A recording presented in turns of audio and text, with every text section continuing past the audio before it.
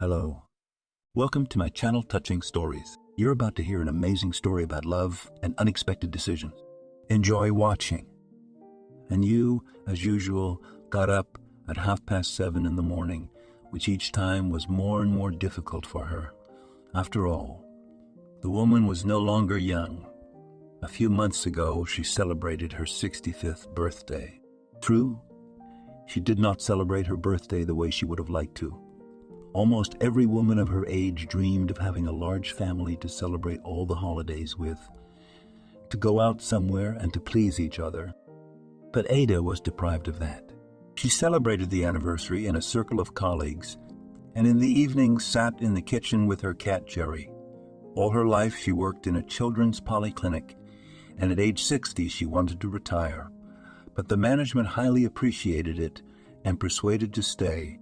And during the vacation she weighed for herself all the pros and cons. The fact is that after university, she immediately took a job at a children's polyclinic as a pediatrician, and she absolutely loved her job. Ada worked honestly and diligently and always earned the respect of parents, children, supervisors, and colleagues. She used to be a perky brunette who could stay up practically all night and still work a shift without a problem. But now her face was covered in fine lines and her hair had turned gray. She could no longer work as vigorously as she used to, so she constantly wondered if it was time for her to quit. Jerry, on the one hand, well, what am I going to do in this retirement? I'm lonely. I'd die of boredom if I stay home and watch TV all the time. And on the other hand, it's hard for me to go out for shifts. And my health isn't what it used to be. They're not getting any younger. The cat looked at his mistress with intelligent eyes and flashed. Adar regarded this as an answer. The pet in her mind was not against her mistress continuing to work. Yes, and she herself was more inclined to this option. The pension was small.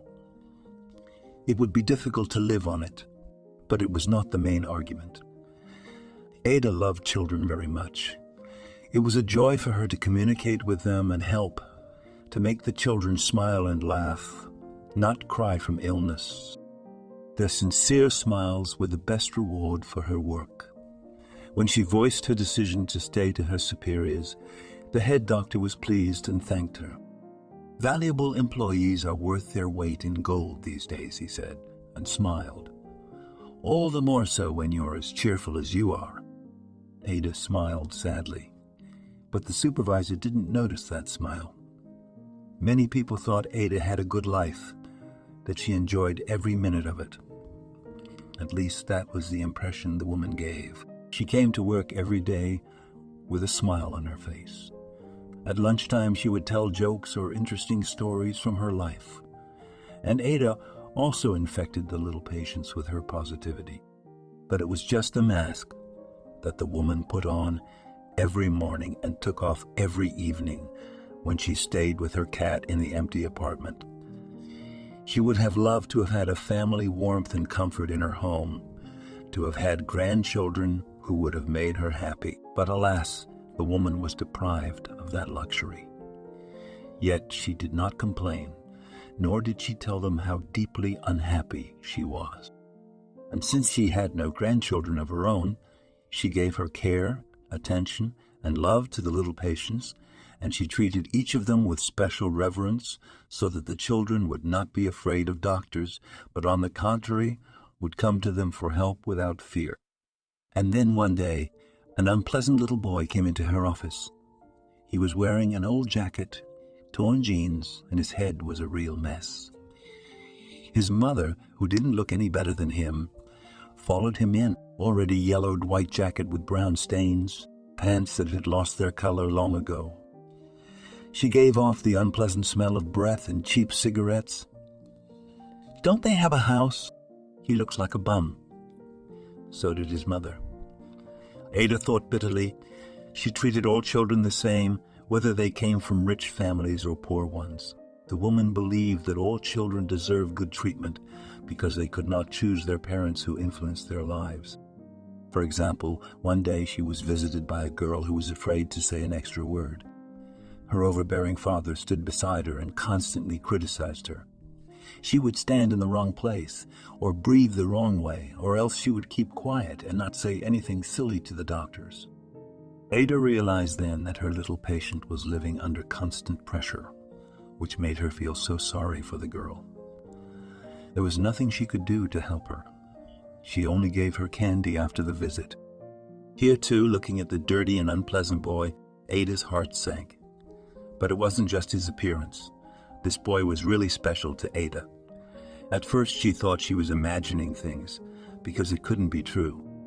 But when Ada took a closer look, she knew her eyes were right. "God, this can't be happening," Ada whispered, gripping her heart. "There's nothing wrong with you, Ada," frightened her young assistant, Kathy, who was interning at the hospital. "I don't know what kind of doctors. Are you going to work today or not? I can't be here all day." The boy's mother grumbled, folding her arms across her chest. The boy himself walked up to her, took her wrinkled, clean hands and asked, "Is there anything I can help you with?" Ada squeezed her eyes shut.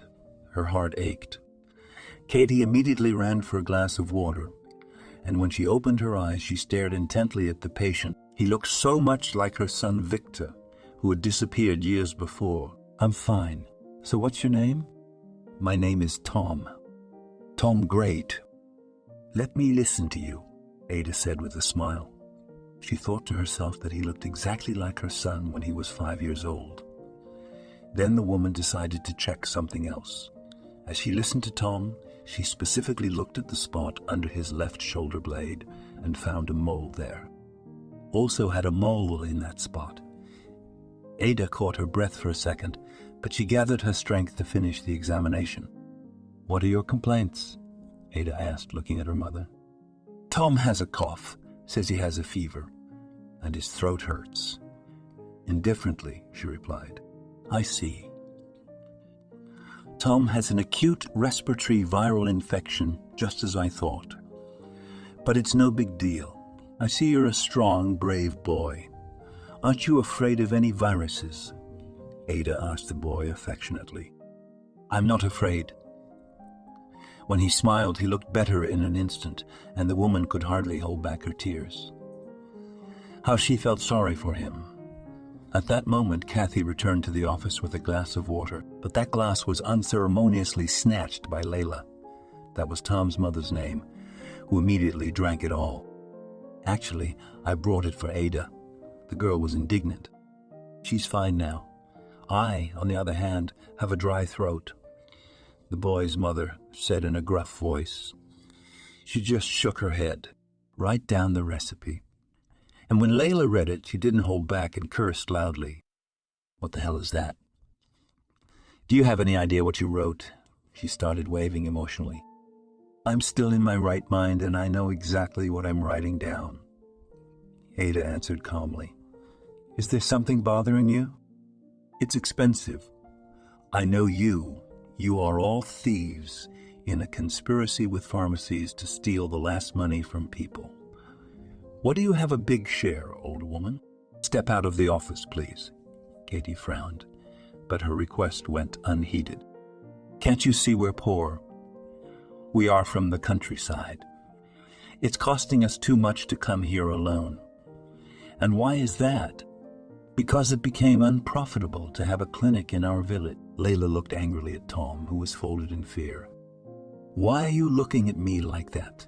It's just spending money. I'm fed up with you. You're not my own, but I still have to look after you. Look how much money is spent on you." Layla showed me her empty wallet. "Sorry, ma." Boy wiping away tears with his dirty sleeve. "Sorry. I wish you hadn't been there." Layla would have continued to scold the boy for nothing, but she quickly shut up and flinched at the judgmental stare. "So stop yelling at the baby. Take the money and spend it on medicine, not a bottle. I won't be poorer, and you'll be calmer and stop snapping at Tom." Layla froze for a moment, then took the money, thinking that everyone in this hospital must be out of their mind. Even Katie didn't understand why Ada would do that. Ada, we have a lot of kids from disadvantaged families. I understand that you help them as much as you can, but that's a lot of money. It's not just a boy. He reminded me of my son. Quietly, the woman answered, sinking into her memories. Adi and her husband Guzman tried for several years to have a baby, but nothing worked. They both examined all the good doctors, went to church and prayed, and even consulted a healer from the village, but nothing worked. That caused a crisis in their marriage. She and Guzman began to argue often, accuse each other, and then sleep in separate beds. The intimacy, the warmth in their relationship almost faded and was replaced by only patience, tears in the pillow at night, and endless clarifications of the relationship. Eventually, this led to Guzman finding himself a mistress. Ada found out about it almost immediately. "How could you, Guzman?" the woman asked him in tears. "Why did you do this to me?" She did not shout. She spoke very softly because she was devastated. "I'm sorry, it's just that our relationship hasn't been idyllic lately. You and I fight all the time, and it's exhausting. I want warmth, I want warmth, I want love, I want to be needed. Is that why you found a mistress? And try to make things work out, negotiate. Divorce, after all, if it's hard for you. Anything but that." "My God." Ada covered her face with her hands and burst into loud tears. "I understand that I don't deserve your forgiveness. He didn't want to leave the family. I made a mistake and I'm willing to make it up to you. This is not a mistake.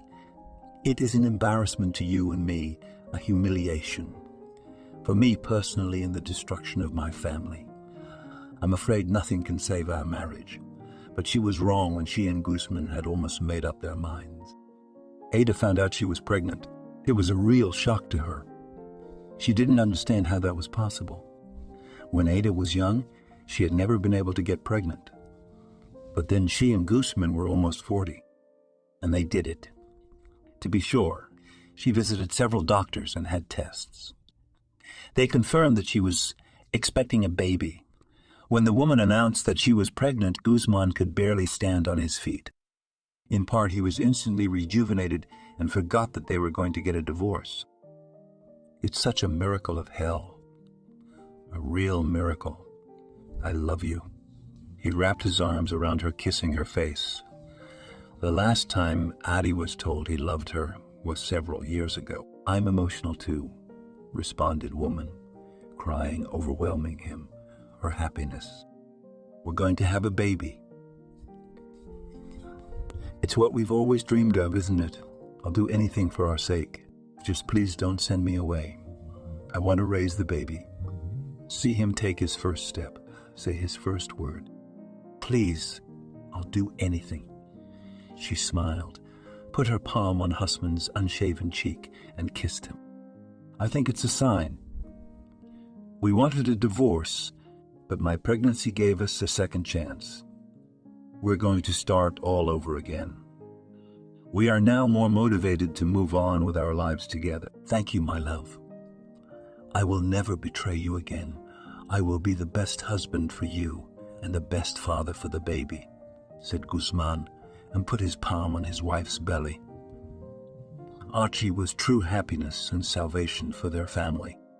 In time, Ada forgave her husband, and they began to live in peace and harmony, raising their long-awaited son. Archie was an intelligent and obedient boy. He always treated his parents with respect and was a great help to them. Guzman and Ada tried not to deny their son anything, but not to spoil him too much. However, there was real grief in the family. Guzman was killed in a traffic accident when he was hit by a drunk driver. Ada was devastated by this news, and Archie began to have serious problems. Because of the tremendous shock, he literally lost the power of speech. At first, Ada thought the boy just didn't want to talk to anyone. But the next day, all he could get out was a mooing. Archie was so frightened by this that he couldn't stop crying. He had to gesture or write a lot to make contact with people. Archie spent all his free time with his mother, helping her around the house and trying to comfort her in some way. But it didn't help much. Are you the only man in the family now? No, Dad is no longer with us.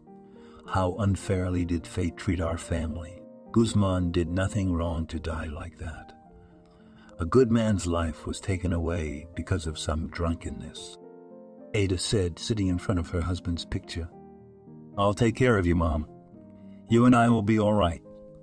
Archie wrote in his notebook and showed it to his mother. Good, the woman exclaimed loudly. Have you forgotten how to talk? Is that good? Who knows when you'll be able to talk again? What if it's for life? Ada was horrified. How are you going to learn how to live? The woman cried loudly, but Archie Stoico endured it and continued writing. Mom, we'll get through this. I'm sure I'll be able to talk to you again soon. I'm sorry to make you sad, my son wrote. Are you upsetting me? God, you're my only happiness in this life now. Ada hugged him tightly. I love you just the way you are. I just worry about you so much. Archie smiled briefly and kissed his mother on the cheek. When Ada recovered a little from her husband's death, she made an appointment for Archie to see a specialist. He worked with the teenager for a long time, and still the boy was able to talk again. Ada was very happy about that. So was Archie. They began to plan his future. Where would he go to school? What does he want to be? How many grades does he want to graduate from high school? Ada listened to her son's wishes, and after much deliberation, they planned everything. But sometimes life likes to make adjustments, and Ada and Archie were in for a big change. After her husband died, she tried to do everything she could to make her son happy, and she could feel how he still longed for his father, though it had been 2 years and did everything possible to keep the boy from getting discouraged at all because of it. During summer vacation, Archie was called to the river by his friend Bucky. Ada is at work, and Archie had to do his mother's errands around the house, so he refused. But Bucky began to talk him into it. Yeah, we'll go out for a while. I'll help you clean the apartment later, he kept saying. I don't know. I don't really feel like going out. I've got a bit of a headache today, said Archie. It's about time to get away, and the pain will go away. The girls and some of my buddies will be there. They just offered to take me on a boat ride. Do you know how much girls like that? Bucky smiled dreamily, imagining the picture. Okay, but not for long. I promised my mom I'd help out after all. Archie couldn't resist the opportunity to show off to the girls on the boat. He was a teenager and his hormones were starting to kick in. They walked to the beach and got on the boat. The girls stayed on shore to make sandwiches for the boys when they returned, and all might have gone safely if the teens had taken the strong current into consideration. Let's not swim so far away from it. Archie looked at the shore. Come on. It's not that fast a river. I'm not asking. It's just that the girls won't see us. Archie frowned. Actually, he was afraid. But should he have shown his fear in front of the boys, he would have looked like a coward, and they would have looked like a coward, and they would have been quick to laugh at him. The boat, dissecting the waves, sailed, accentuating the rivers. Archie saw both twigs and splinters swirling rapidly under the water and disappearing into the darkness. And there was something frightening about this dance of the slivers. The boy knew there was something wrong under the water. No sooner had the thought dispelled than the boat was tossed aside. The bow dived under the water, and a wave hit the side, toppling the boat over. In an instant, the boys were in the icy river with loud screams. The boys were able to get out into the shallow water and onto the shore. All except Archie, who was floundering and couldn't swim out properly. Bucky wanted to swim to him, but his friend stopped him. He's going to drown. Bucky shouted desperately. Watching Archie being swept away by the current, there was still time to save him, and there will be 2 corpses instead of 1.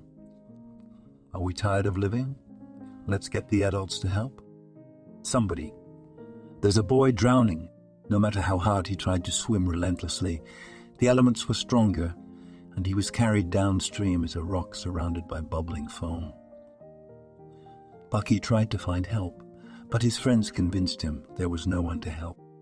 Archie was swept away, which meant he was probably dead. Bucky didn't want to believe it. He fought with his friend, who talked him out of going after him. Then he showed up and flopped down on the sand with his arms around his head. There were thoughts in his head that Archie hadn't wanted to go anywhere in the first place, and that I shouldn't have talked him into it. It was my fault he drowned, the boy whispered confusedly. I killed him. I killed Archie. Bucky immediately got up abruptly and ran to the clinic where Ada worked. When she saw the guy in shock, in a state of flushing wetness, she first gave him a sedative and then asked what happened. With tears in his eyes, somehow he told her about the riverboat and the strong current that had swept his son away. The woman went all pale. She fainted. A nurse immediately ran up to her and helped her. Meanwhile, feeling some adrenaline rush, he called the search party to tell them about the incident. He was afraid to call the police because he thought he was a murderer. I have to go there. Ada. When she regained consciousness, Bucky took her to the beach, and together they waited with bated breath for Archie to appear. There was hope in both of them that he was alive, just lost somewhere and unable to return. But hours passed, and then days. She stayed by the phone, waiting for the call. All the while, she prayed and asked God not to take away her only son. She was told that the body could not be found. All that was left was his sneaker, which had drifted ashore. Are you sure? Ada asked in a disruptive voice. Yes. Please leave the sneaker. I'll come and get it. The woman hung up the phone and burst into tears, her chest clenched with pain. Her heart felt as if it had been pierced by several hundred daggers. She lay down on the couch and hugged her toes. 2 years ago, she had somehow survived the loss of her husband. And if it hadn't been for Archie's support, yes, she didn't know how she would have coped. And now she had lost the son she had dreamed of for so long. She believed it was God who had given her a child for all her struggles and attempts to get pregnant. But why had God taken him away? Ada did not understand. She was left all alone with only a sneaker from her son. These were the sneakers she had bought a few days before. How is it, Archie, how I didn't save you, didn't see it coming? It was my fault. The thing was, on that fateful day where it was bad, she got a fever and her throat was uncomfortable. Archie suggested that Mom stay home so she wouldn't have to go to work. He promised to watch her all day, but Ada refused, saying she wanted to make more money so she could buy her son a birthday present. A nice present. At work, however, a strange thing happened. On a shelf in Ada's office there was a small glass angel, and suddenly, out of the blue, it fell and broke. Then Ada's colleague said that it was definitely a bad sign, and the woman did not pay attention to it, suffering from fever. If I hadn't gone to work, I wouldn't have let him on that river. He wouldn't have gone either. My boy wouldn't have left me. God, how am I going to get through this? Ada whispered. In her, as in every mother, there was still hope that her son had survived. After all, the body had never been found. She appealed to the police, rescue squads, and even volunteer organization. All those who cared rushed to comb the kilometers of the river downstream. Guys from the school where Archie went to school, colleagues, police, hell, and just city residents, even volunteers from neighboring regions, joined the search. Bucky, finding no solace in himself, went with the search parties every day for a whole day until he was laid up with a bad cold. The guy was ready to dive into the river and look over every meter, but it was impossible to dive, even by a diver. The turbulent river did not allow her secrets to be revealed. Archie was never found. Militia rescuers concluded that Archie was pulled by the current under a snag on the bottom, or had his body wedged between rocks. Ada organized Archie's funeral with an empty coffin. She was the only one present. That was her wish. Every day she went to the grave. She would talk to him, bring him food, which the crows would then eat. Before she left, she stroked the monument, touched it with her lips, and left. Were they waiting for her at home? Yes, things and silence, loneliness, and a sneaker to her wife, who carefully tucked it away in the closet. Sometimes she pulled it out and held it to her chest as if she were hugging her son. In time, the news of the boy's death subsided. A memorial plaque was hung up at the school, and a new monument was placed at his grave. A couple of years later, she took in a kitten. He was surrounded on the street by 2 dogs who wanted to attack the defenseless baby. When Ada saw this, she chased the stray dogs away and took the pissant kitten to her. But now you're safe. You won't be alone, and I won't be alone, Ada said and stroked the kitten's head. After her son died, Ada tried not to bring it up. It was hard enough for her. After all, the loss of a child is always a great grief and shock. She went to work, behaved as usual with trepidation and love, relating to the little patients. Colleagues tried not to disturb her at first, and then, seeing that the woman came to her senses, everything sorted itself out. At least, that's what they thought. But even 15 years after her son's disappearance, the pain of loss pervaded the inferno. "Where is my son?" Ada said with one lip. "Let me get you some more water," concernedly, Katie said. "Don't." The woman smiled sadly, trying her best to hold back the tears. She was just suddenly sad. "It's all right, it's all right. Let's keep working." The day passed as if in a fog. The day passed as if in a fog. Ada thought constantly about that boy. Could it be reincarnation? Maybe mine came back in the form of this boy?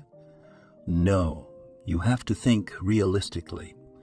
How is such a resemblance possible?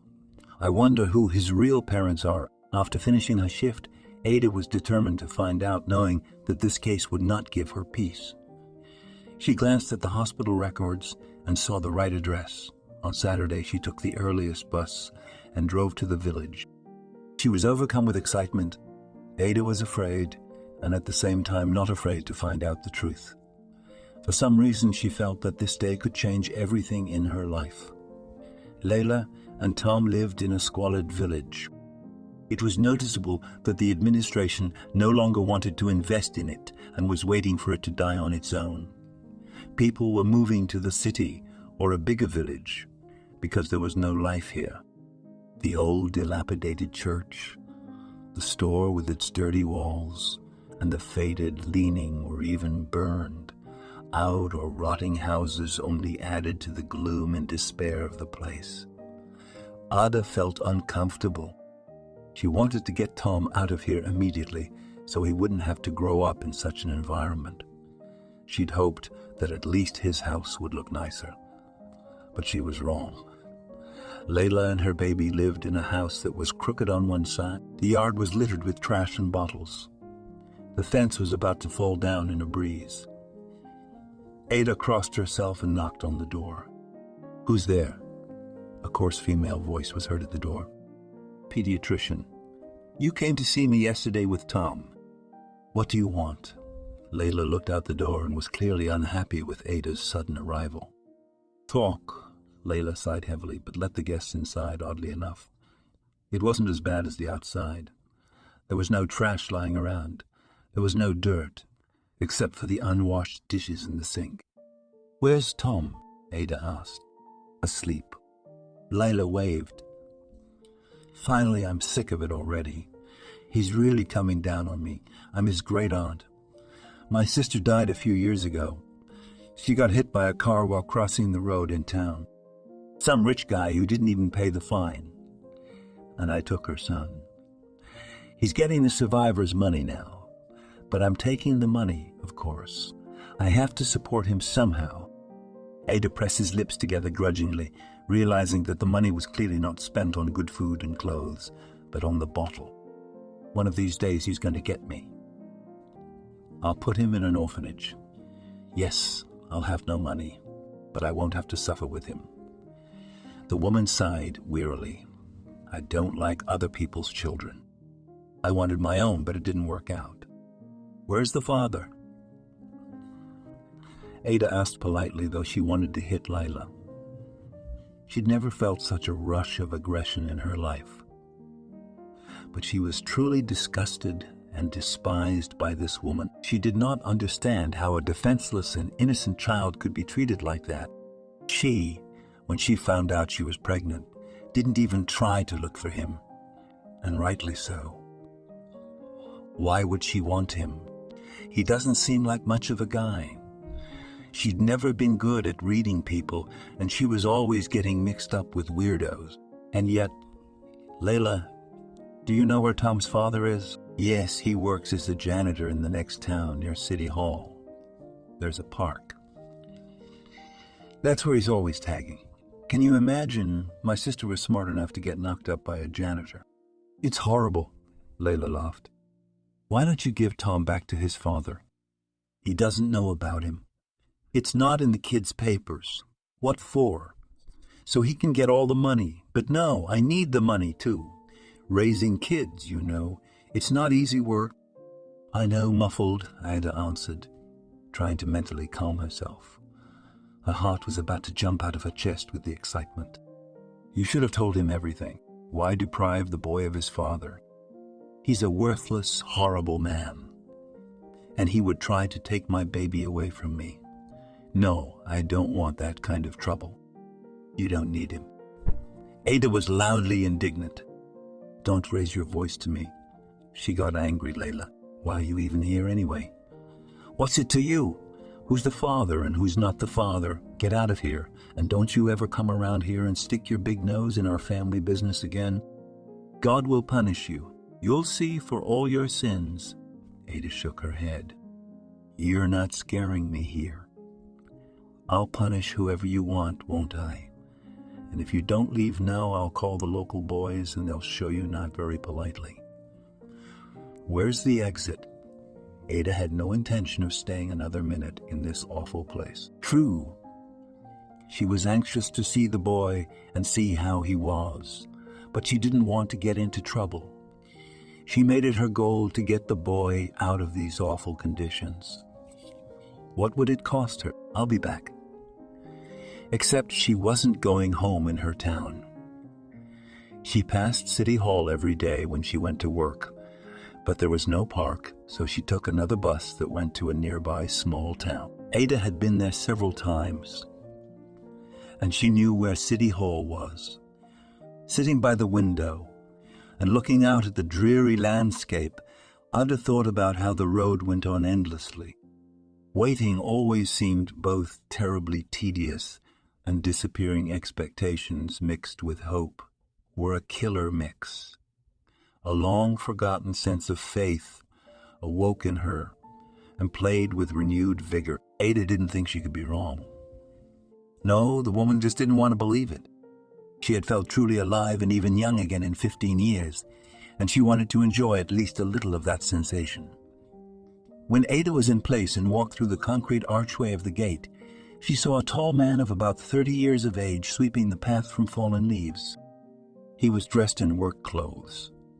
He didn't seem to notice anyone engrossed in his work. He was putting all the leaves with a rake into a large cellophane bag.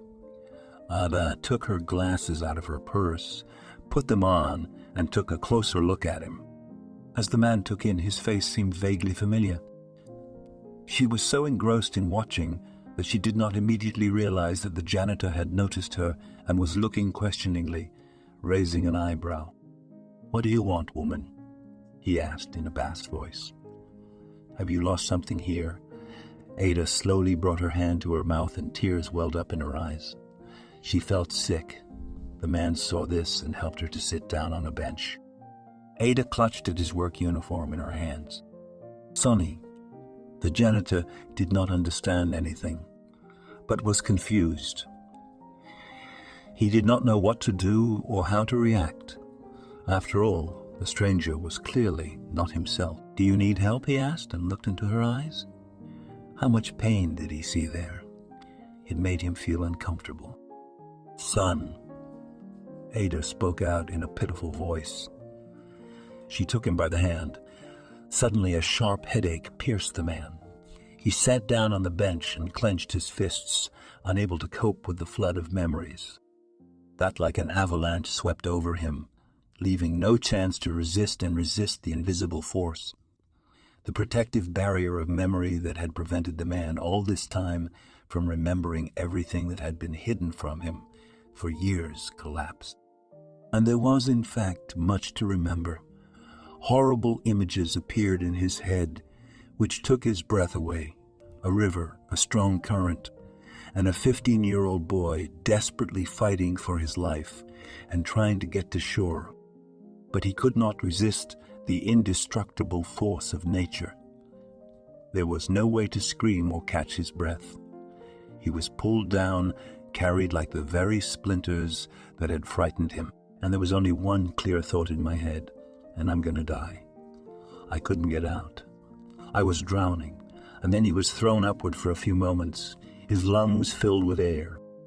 It became so light that Archie sighed excitedly in spite of the situation. It was salvation. But the next moment, with crushing force, the water threw him to the bottom, right on the rocks. And then there was a dull, intense pain in the back of his head, and the world around him went dark. He didn't even know how much time had passed or what had happened to him. When he opened his eyes, a terrible pain throbbed in his head. Everything was going around in front of his eyes. It took him a few minutes to regain consciousness. The boy looked around. He was lying in a shack, the smell of good food wafted over him, and an old man was standing near the stove, apparently cooking something. Archie did not know that the man had found him a few days before, walking around. The boy was lying unconscious on the beach, wet, cold. He was barely breathing. Victor couldn't get past him. He walked over and looked around. The young man was alive, and the man decided to take him for himself. He looked sturdy, so he might come in handy at home in the future. And Victor himself felt kind of lonely living in a shack. Fate gave him no wife, no children, not even a normal home, so Victor spent his whole life wandering. The loneliness that lasted for decades was more terrible than death. Over the years, Victor became an outcast to all who saw him, afraid of the mad old man, and he, in turn, desperately looking for any interlocutors, whether it be forest animals or even fish in the river. All Victor wished, with all his soul, was to find someone to whom he could devote the rest of his life. At home, Victor looked around at the teenager and noticed a severe bruise on the boy's head. "Tough luck," Victor scratched his head at you. "At least you survived. I've seen a lot of corpses come out of there. Everybody gets into the river and drowns." "Fools," said the old man. "It's taken a lot of lives. The river's a real cemetery." He waited for the boy to wake up. So Archie opened his eyes and called out in a weak voice to his savior. He finally woke up. The old man smiled and handed the boy a glass of water. "Where and who are you? What am I doing here?" Archie asked. "Son, don't you remember anything? Just his name, Archie. But that's already good. But you forgot your father." "How come, Archie? I asked you to stay out of that river." "But no, you didn't listen to me again, you rascal. You almost got me killed. Are you my dad?" stupidly asked the young man, looking at the gray-haired man with a lost look. Victor smiled and patted his shoulder. He had deliberately deceived the teenager to keep him, to live with him. The boy did not remember anything anyway, and Victor certainly could not know where he was from and who his parents were. He decided that he would rather take him in than send him out into the unknown. What if something else happened to him? What if he was an orphan or his parents drank? Victor assessed all the risks. After all, the teenager's memory could return at any moment, but on the other hand, he was already so tired of endless loneliness. There were legends about his shantytown. People were afraid of him and avoided him. Even when Victor tried to help them out of the woods for everyone, he remained a crazy old man with blood on his hands. Victor was a very kind man, though. Even loneliness did not corrupt his soul. I still have nothing, only my plague which cannot even be called home. What would I lose if my memory did not return to him, and so I would have a son? My joy in life, thought Victor, finally deciding that he would not tell the truth found in the young man. Yes, I'm your Batka. Victor smiled a toothless smile. Where's Mom? Your mother left us a long time ago. She left you. But it's okay, Archie. We were able to handle you before, and we'll get through this. Your memory will come back to you. You'll remember everything. Are you hungry? Yes, a little bit. Thank you, smiled at Victor, and the man's heart squeezed. He knew what he was doing was wrong, but he did not want to let the boy go anywhere.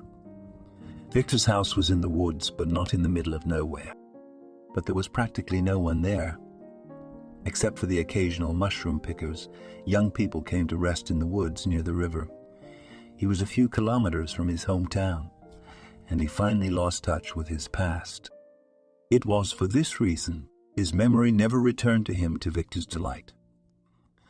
Victor helped him to get stronger, and his life played with new colors. He and his own son went mushrooming and berry picking, spent all his evenings telling various stories, and every time Archie called him Daddy, the old man could barely hold back tears. He had the family he had dreamed of for so many years, and even if he got it by deception. But for Victor, it was not so important. Now he could talk to Archie and feel that someone needed him. Archie had grown attached to Victor. He really thought of him as his father. Besides that, he thought his own mother had taken the house from them and thrown him out on the street. According to Victor, he was sick and couldn't work. That's why he and little Archie had to build this little house in the woods. In order to have some shelter, the young man did not understand how his mother could do this to him. He even suggested that his father find her and sort everything out. But Victor talked him out of it and told Archie to just let it go and accept it. Dad, why don't we build a normal house? I'll get a job, and we'll use my paycheck to do construction. My health is not what it used to be, Victor said. It had been 4 years since the old man had found the guy. Let me do it alone then. I don't want you and me to keep living in that shack. Son, I don't have long to live. Let me die here. This was the best 4 years of my life. 4? What do you mean? But Victor just smiled enigmatically. He went to bed, and in the morning he was gone. He had a heart condition that Archie didn't know about.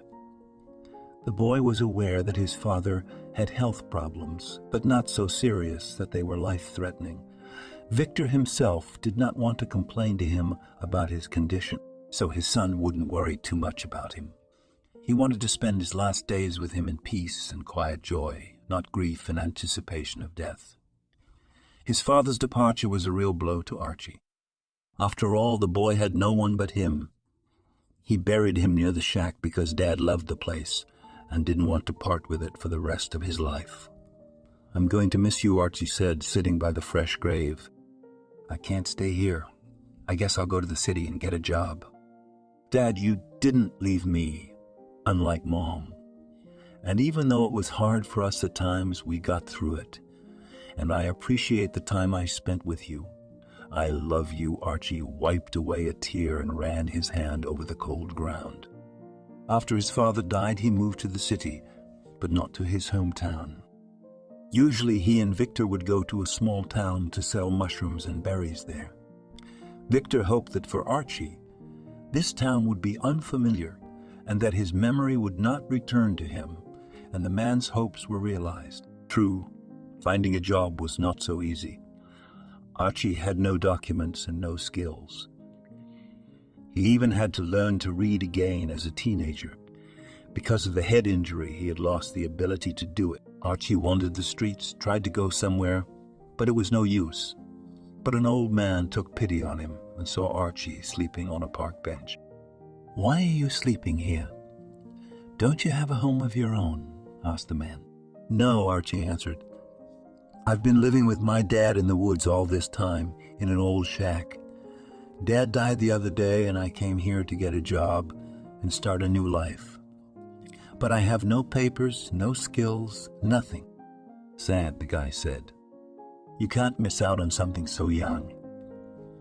I work at the mayor's office as a security guard, and I can arrange for you to be assigned somewhere. You can stay with me for a while. I'm not too far from here, with my wife in the dorm. It's a little cramped, but it's got a roof over your head," Oliver said. "Really, that would be great. I'd really appreciate it." Archie blossomed in an instant. Oliver managed to get Archie a job. That's how he became a janitor. He lived with Oliver and his wife for a few months. He got his own papers during that time. And then he started renting an apartment in the same dormitory. Life was simple, without any frills. But Archie was happy with that. A few years later, he meets Lady's cousin Sakura and starts a relationship with her. Archie lost his head. He was willing to do literally anything for her. However, their relationship was spoiled by jealousy, which Archie had trouble coping with. After all, Sakura's sister Layla was always talking about how she had plenty of suitors in the village, and Archie was just an alternate airfield. "You're all lying." "Not without anger," Archie said, as he waited for his sweetheart at the bus stop. Layla was walking by and just noticed the boy. The thing is, Layla also liked Archie a lot. She liked to play the important woman, but she was not picky about men. And she didn't really mind that Archie worked as a janitor. "Why should I lie? I'm warning you, because my sister has already broken a lot of people's hearts. One of them almost went to jail after he broke up with her." "Don't talk nonsense," though a nasty feeling of jealousy took hold of his soul. Sakura really was a beautiful, kind, and cheerful girl who could easily make anyone fall in love with her. "I only wish you well. You know, you need a decent girl who wouldn't look at anyone else, something that would make you really happy." Layla got as close to him as she could and put her palm on his chest. "Are you referring to yourself?" He frowned. "And why not?" She smiled coquettishly. "First of all, I love Sakura. Secondly, I hate women who drink. You stink of booze all the time, so it won't work." He pulled her hands roughly away from him. She shouted. Nevertheless, saying that Sakura had plenty of suitors did not go out of his head. He agonized over it, imagining his sweetheart spending time with someone in his village while he lived in the city. Oliver suggested marrying Sakura and taking her to the city so they would no longer be separated from each other. This idea appealed to the boy because he was already thinking about getting married. Oliver, his wife, helped with the money, and the guy bought the ring. When he came to Sakura, she couldn't contain her joyful cry and immediately agreed to marry Archie. Layla was also present at this moment and later got so drunk that she fell asleep on the bench in her yard. But the wedding never happened.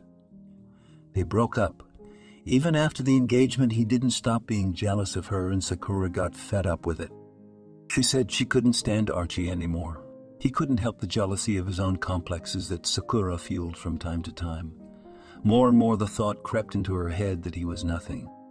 Who was Archie? A guy with no education, who wrote with mistakes and who had only read a couple of textbooks and newspapers in all his life that I remember, had grown up in the woods with his sick father, away from civilized society. Well, at the end of the day, he was a common janitor with no prospects for the coming years.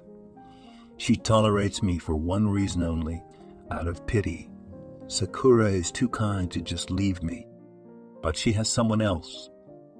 I'm sure a real, serious man, reliable, and with money, A man from society, not a hermit from the woods. Thought Archie every night and sometimes expressed something like that directly to Sakura. "If you can't stand me, then it's over," he said sharply, after another quarrel. It hurt to say this, but mentally he was already preparing for it, knowing that she would leave. Whatever. Sakura brushed it off, and she added on purpose, "I have a lot of people who want to join me, so it's no great loss." But the girl's voice trembled. "So go to them," Archie shouted. And then Sakura left. For weeks, Archie had been recovering from the breakup. Oliver insisted that the guy go to the village, make peace with her. After all, they had broken up young for such a stupid reason. "Your head is still hot. Don't you think about the future at all? If you love her, then make sure she comes back to you," Oliver said. "I don't know. It's so complicated. Yes, you've made things difficult for yourself. I'm telling you, go." He was so tired of the negative emotions and a kind of hopelessness from the breakup that he decided to listen to Oliver's advice. On the way, he bought a modest bouquet of flowers for Sakura. But as soon as he entered her house, he saw that Sakura was there with another man, who was hugging her and kissing her. "That's it," Archie said quietly and shook his head disappointedly. "That's how you loved me. You jumped into bed almost immediately after we broke up." "Archie, no. It's not what you think." Sakura started making excuses. "Your sister was right about you. I was your backup, and this one must have been your main option." Archie jabbed angrily at the man. "Would you rather go?" said Sakura. "We broke up anyway. Why did you come?" "I wanted you back." "I love you, you fool." He threw the bouquet on the floor and left. He really wanted to punch the man in the face, but he restrained his anger. The guy didn't want to get into trouble. He walked to the bus stop depressed, and on the way he met his sister. She knew at once that something was wrong with Archie. There was no face on him. "I was visiting my sister and she had already found someone else." "Yes, I saw it," Archie said. "I warned you. See what it led to. I feel sorry for you. You're a good guy. Let's go back to my place and talk. We'll have a drink. It'll make you feel better." "I'd rather go home." "No, you can't be alone right now. Trust me." Layla took him by the arm and led him to her house. There she got some tincture, and he and his wife drank. He told her how he loved her, how he wanted to get married, and for the sake of her children, she, ungrateful, she traded him for another man. I was disappointed in love. He was already pretty drunk. There are no normal women. There are, of course there are. You just don't notice them. You're such a good, wonderful, handsome, good-looking man. My sister's an idiot for dumping you for someone else. I wouldn't do that to you. I'd take care of you and make you the happiest. Layla kissed his face and stretched his shirt. He resisted a little, but he couldn't resist. She gave him what he needed, support and the feeling that he was needed and loved. They spent the night together. Early in the morning, Archie left and never returned to that village. He didn't want to face the Sakura that had broken his heart and the Layla he had broken his heart with his treacherous departure again. It was after this that Layla sang hard and held a huge grudge against Archie. At first she waited for him, coming to town trying to find him and talk to him. But nothing came of it. So she lost the incentive to make her life better because she imagined herself only around him. That's why she started to throw dirt on him and despise him. Memories of the past 15 years flashed through the man's mind in just a few minutes. Then, however, came his other lives. A real family, his own father's death, his mother's care, his friends, and that fateful boat ride. Archie thought he was alone after Victor died, but in fact he had a family. He had a family. He had a family. He had a mother he never suspected until he saw her in the park. "My darling son." Ada burst into tears and clung to him so tightly, as if she were afraid he would disappear. "I'm sorry. I buried you a long time ago. I thought you were dead. They couldn't find you. All that was left was a sneaker. I tried to find you again, but it was in vain. I'm a mother. I had to feel somehow that mine was alive." She cried, realizing how many years had passed, and those 15 years stretched on like an eternity, in fire, comrades, alone. "You're not guilty of anything." Archie smiled and wiped away the detective's tears. "I didn't remember anything about you or my past life. I was only a different person because I wasn't told the truth. I have to tell you what happened to me. Let's go to the dorm. It's warm and nice there. I'll give you some tea." "Come on, son." As they both sat in his room, they could not believe that all this was really happening. She could not admire her son, who one day suddenly came back to life for her. And Archie was in shock at having lived someone else's life for so many years without even knowing that he had a life of his own. Archie couldn't have been mad at Victor. After all, he hadn't told him anything in his day. But the man did not find the strength to do so. Victor had saved him from death, helped him recover, to begin his life anew. After all, Archie considered him his father. And even when the truth came out too, Archie still continued to see Victor as a second father. Ada wasn't mad at Victor either. At least someone had taken away her only child. He was already dead. And he had saved Archie. And it was scary to think what would have happened to her son if Victor hadn't found him that day. Most likely he would have been dead indeed. When Ada brought up Layla, Archie turned sullen in an instant. Ada said that Layla was finally drunk and that she was raising his son. That I had a son. The man almost spilled hot tea all over himself. "Yes. And she doesn't want to give it back to you. You should have seen the conditions he's growing up in his old house. That he's about to fall apart with a drunken aunt who doesn't really care about the baby. She only keeps him around for the money, and she won't even show him to you because she's afraid you'll take him away from her. I have a son." "A son," Archie clutched his head. "Sakura, I never went to her funeral. All Leela wrote me was that Sakura was gone, but nothing about my son." Archie cursed, staring at one point on the table. "If I hadn't seen Tom, I wouldn't have even thought about it," I exclaimed with a happy smile. "He looks so much like you, even the mole under his shoulder blade, just like you and your father. I'm going to make sure my son lives with me, and not with that crazy alcoholic. How much blood she drank from me, Sakura, because of her obsessive crush." He clenched his fist. "So that's what this is about." Ada shook her head. She must have been heartbroken. "That's why she didn't say anything about Tom. That's not what she told me." Oh, Ada sighed heavily and frowned. "She's still unhappy with you, and she's taking revenge in dirty ways. I won't let her ruin my son's life." Archie became so stern that she even flinched a little. But when she touched her hand to his palm, the man softened immediately, and his gaze filled with warmth and love. Ada brought Archie home. And he remembered his childhood and youth that he had spent in that apartment. Jerry was curious about his new tenant and quickly got used to his wife while she showed her son his childhood photographs. And Archie gradually remembered his life. He still couldn't believe that one day, one incident had turned everything upside down. Archie feared that he would suffer the same fate as Victor. But after his mother's appearance, he put all doubts to rest. A few days later, they arrived in the village, as expected. Layla did not want to give the volumes to him. "But you have no right to hold my child." "Yeah, you only found out about him recently. I was the one who took care of it all these years. Did you lose it somewhere? You never told me anything about him.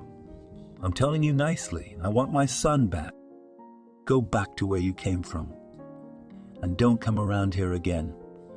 Layla stopped screaming, and suddenly a baby was heard crying. Ada and Archie looked at each other and understood each other without words. They felt sorry for Tom and decided to fight for the boy until the end. after trying unsuccessfully to negotiate with her. They went to child welfare. Getting them to be willing to look into the matter proved to be a very difficult task. But suddenly there was a man who literally saved them. A sturdy, trim man in a police uniform. Archie told him what happened with overflowing determination. He said he would personally take up the case. It went on for a long time, but it yielded results. First of all, there was a DNA test which showed that Tom was not the birth father. Second, Tom was taken away from Lee. The boy himself was glad to leave the house because he was not happy there. Layla had little or no supervision or care for the boy, and that led to him being diagnosed with several diseases. But that didn't scare Archie or Adu, who were willing to take charge of the boy's health as well as his upbringing. When Tom was in the hospital, Archie visited him every day. He wanted his son to get used to him and soon began to call him Daddy. "Are you really my dad?" Tom asked. "Yes." "Where have you been all these years?" "Kid, life is complicated. If I had known you existed, believe me, I wouldn't have let you grow up in these conditions. You don't have to put up with a singing aunt anymore. Now you have a real family to take care of you." Rubbed the boy's head with a smile. "I'm glad I met you, Daddy," said Babe, and looked at Archie with big brown eyes. "And that was me, son." Archie shaking Tom's hand lightly. "I'll come and see you again tomorrow. You'll get well soon." When Archie came home, he told his mother that he really wanted to study so he could get a normal profession and support them. He didn't want his son to need anything. Ada approved of Archie's decision and began to help him. Several years passed after that incident, and Archie, Tom, and Ada were living in the same apartment. Tom was an intelligent and obedient boy, like Archie used to be. He studied diligently and dreamed of becoming a doctor like his grandmother. Archie, meanwhile, continued to study, but was already working in a more prestigious job in a company. The salary wasn't bad, and he could support his son and help his mother. At the same firm, he met Veronica. She was a good, kind, modest woman. Divorced, raising a daughter, and 6 months later, happily preparing for her wedding.